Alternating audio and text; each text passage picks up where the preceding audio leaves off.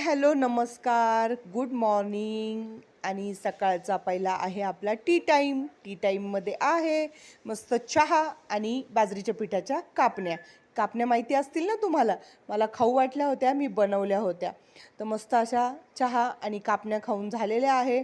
तर मुलगा म्हटला, मम्मी मला भूक लागली, पोहे बनव. तर मग काय करणार आता, त्याला शाळेत जायचं होतं. फटाफट अशी पोह्यांची तयारी करून घेतली आहे. कांदा, मिरची, कढीपत्ता वगैरे मस्त अशी फोडणी दिली आहे आणि पोहे बनवून घेते आहे. कारण तो मला म्हटला की मम्मी मला पोहेच दे, आज डब्याला पण दे आणि ते खायला पण दे. तर त्यामुळे मस्त असे पोहे बनवून घेतले. झाले पोहे तयार, त्याला देते आहे.